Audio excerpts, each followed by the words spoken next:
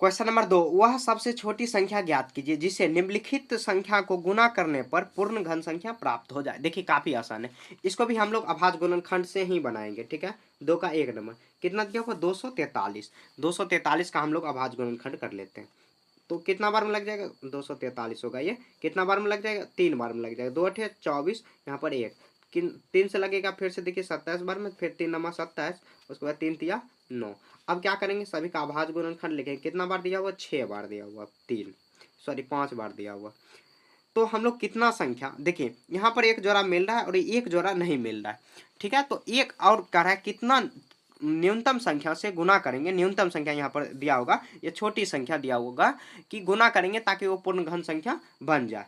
तो हम लोग देखिए अगर ये 3 पर एक और 3 अगर बैठा दे तो ये पूर्ण घन संख्या बन जाएगा, क्योंकि जोड़ा मिल जाएगा। लिख देंगे 243 के अभाज्य अभाज्य अभाज्य गुणनखंड में 3 गुना 3 के जोड़ा में 3 से गुना करने पर पूर्ण घन संख्या बन जाएगी, पूर्ण घन संख्या बन जाएगी। समझ गए, यही होगा इसका आंसर। समझ गए, ऐसे ही आपको ये बनाना होगा। क्या किया हम लोग, सबसे पहले उसका अभाज्य गुणनखंड किए। अभाज्य गुणनखंड करने के बाद देखिए एक जोड़ा तो ये मिल रहा है, लेकिन इसमें अगर एक और 3 बैठा देंगे तो ये पूर्ण घन संख्या बन जाएगा। ऐसे 243 किसी का भी घन नहीं होता है। अगर 3 और बैठा देंगे तो 3 गुना 3 के जोड़ा में 3 से गुना करने पर पूर्ण घन संख्या बन जाएगा। 243 के अभाज्य गुणनखंड में 3 गुना 3 के जोड़ा में 3 से गुना करने पर पूर्ण घन संख्या बन जाएगी। ठीक है, इसी लैंग्वेज में आपको लिखना, अपने लैंग्वेज में ऐसे बना के लिखना है। समझ गए, अब अगला बनाते हैं।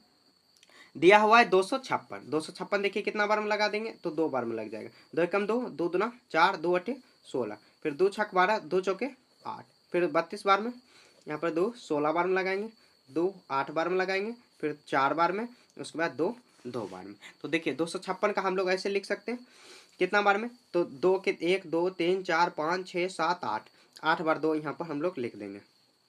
समझ गए, तो 8 बार यहाँ पर हम लोग 2 4 6 1 7 1 8।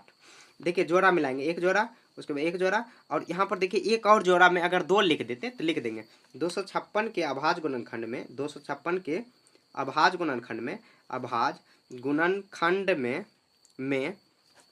2 गुना 2 में 2 से गुना करने पर 2 से गुना करने पर 256 पूर्ण वर्ग संख्या बन जाएगी, घन संख्या बन जाएगी।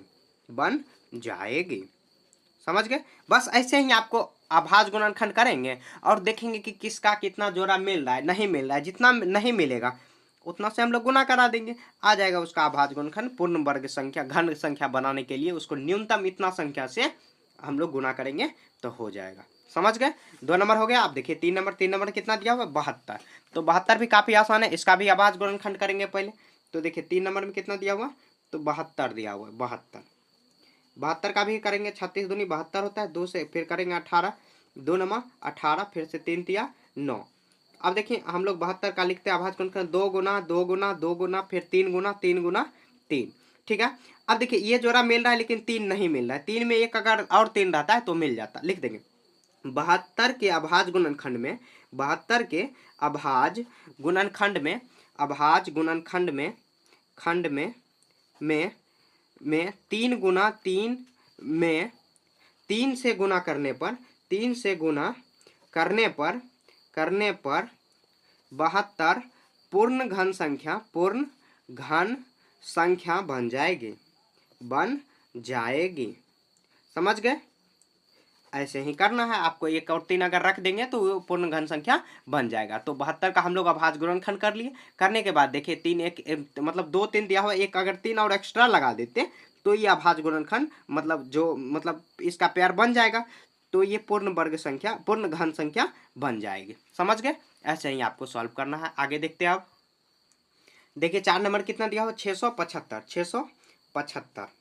तो कितना से लग जाएगा, तो यहाँ देखिए 6 7, यहाँ पर 6 7 13, 13 5 18, तो कितना 3 से लग जाएगा, 3 दूनी 6, फिर 3 दूनी 6, 3 पचे 15, फिर 3 से लग जाएगा, 3 सत्ते 21, 3 पचे 15, फिर 3 से लग जाएगा तो 3 बार में, हाँ 25 या 75, फिर देखिए 5 से लग जाएगा, हाँ 5 से लग जाएगा। तो अब 675 का हम लोग अभाज्य गुणनखंड करेंगे, लिखेंगे तो 3 गुना, फिर 3 गुना, 3 गुना, फिर 5 गुना, 5 गुना 5 लिख देंगे। 675, 5 एक, अगर मान लीजिए ये 3 तो हो गया, और 5 में अगर एक और 5 आ जाता तो ये पूर्ण घन संख्या बन जाएगा। 375 के अभाज्य गुणनखंड में, अभाज्य गुणनखंड में, अभाज्य गुणनखंड में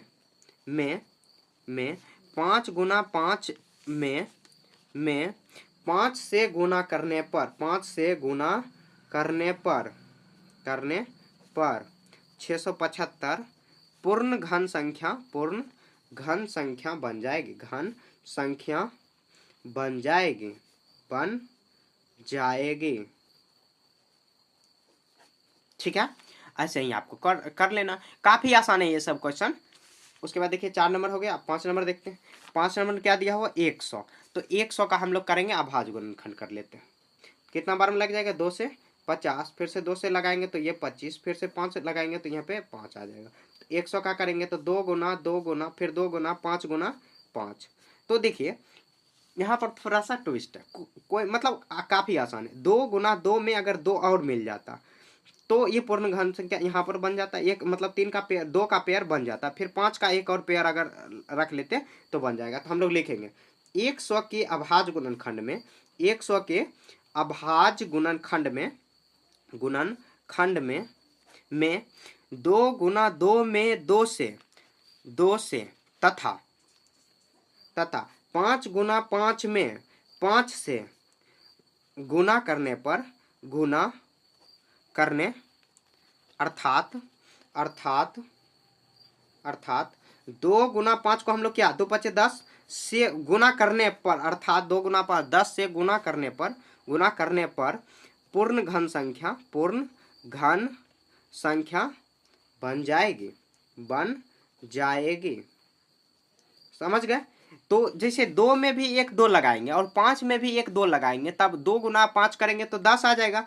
अगर 10 से गुना कर देंगे तो वह पूर्ण घन संख्या, मतलब 100 जो होगा पूर्ण घन संख्या बन जाएगी। समझ गए, ऐसे ही आपको सॉल्व कर लेना है।